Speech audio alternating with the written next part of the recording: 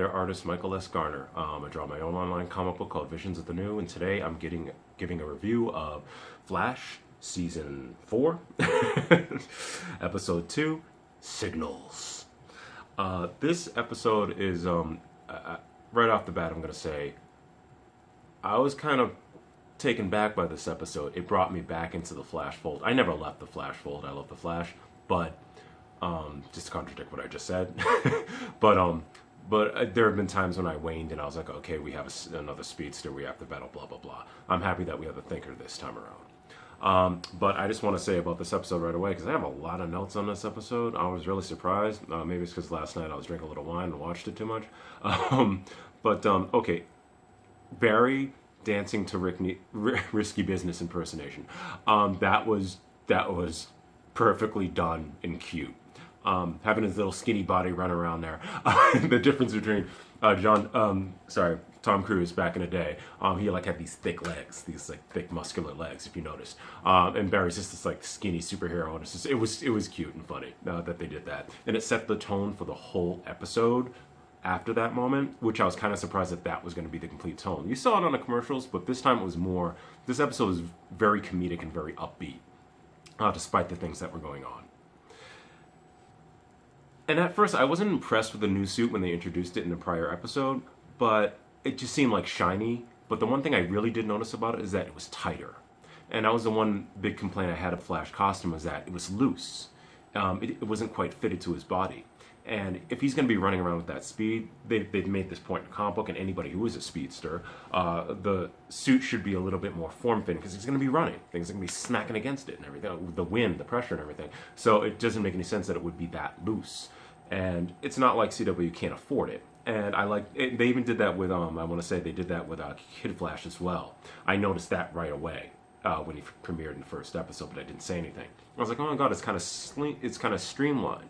And they're more thinner, their body frames, but it actually works, and I think it works quite well. And the fact that Cisco basically did the Iron Man upgrade and everything, I wasn't a big fan of that, but it was supposed to be a joke. But it was cool that he did that in the episode. And also, I actually love the fact, I was very happy, the fact that he's not grumpy anymore. I said on Supergirl I wanted her to be a little grumpy because she's been upbeat this whole damn time, but on the Flash, he went into this whole grumpy area because he went through so much in all 4 of those seasons, where his joy was gone. And the Flash is more of an upbeat superhero anyway in the comic books and everywhere, and I think that this episode encompassed that. Even though we know the happiness may be coming from a bad place, something happened to him in the Speed Force, but I do like the fact that they're doing that in this episode. It was just a fun episode. What else about it? It was very upbeat. God, there was so much in this episode. Like I said, I have so many notes on this. I love the scene when the Flash took apart the car. That was very Flash. I was like, how's he going to stop the car? He can make a force hit. He could do something like that. He can like run around, but he had to do it very quickly, quicker than normal. The fact that he took apart the car completely before the guy crashed, that was genius. That was a Flash moment. And also the one thing about Iris is that I think it's kind of funny that, Iris is losing her significance now that Barry is back because she basically had to take the helm and lead everybody. But it's kind of funny to see her try to take the backseat but not quite taking the backseat, which she shouldn't have to, because she said it perfectly well in this episode. You're not the Flash, we're the Flash. And in the Flash TV series, it's about his family, it's about his friends. And I do like that aspect. Even though I like the Loner Flash, so like when the Justice League movie comes out, I like the fact that he's the one for that universe. And also the comic book universe. I like the fact that he is the one, he solves his problems. He shows his knowledge because, he's not a stupid guy. He's a forensic scientist. So it's not like he needs all that much help. He needs a little bit, but he doesn't need it. But in the TV series, it's different.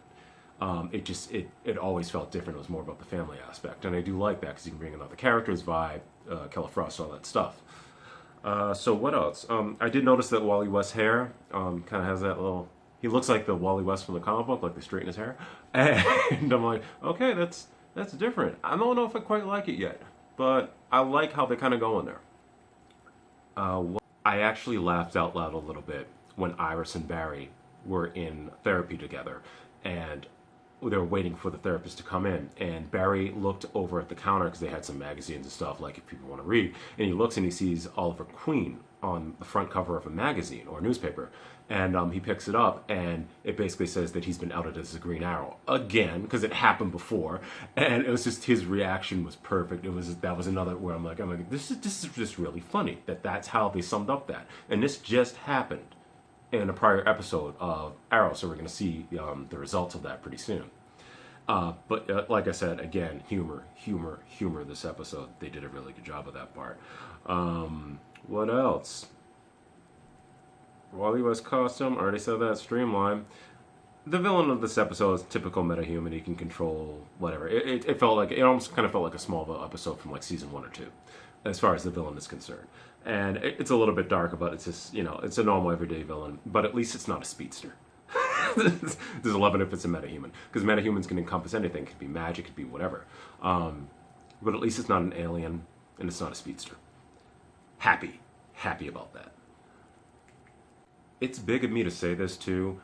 Having this much humor in the episode, actually, it reminded me of what Josh Whedon did with Buffy the Vampire Slayer. He put the humor in there, but you still have the serious moments, and you got the gravity of the situation that happened, but the humor gave a little bit of levity to the situation. And I thought that I was like, did Josh Whedon write this episode? It wasn't that good. But, it's just like they did a really good job of balancing that in this episode. Also, I wanted to mention, when Cisco, I said he did kind of the upgrade the Iron Man thing to Flash's suit. I always hate, and this is what I didn't like about Spider-Man Homecoming and in the comic books, when Peter Parker is more of a tech giant now. Spider-Man's supposed to be an underdog. That's one thing, yes.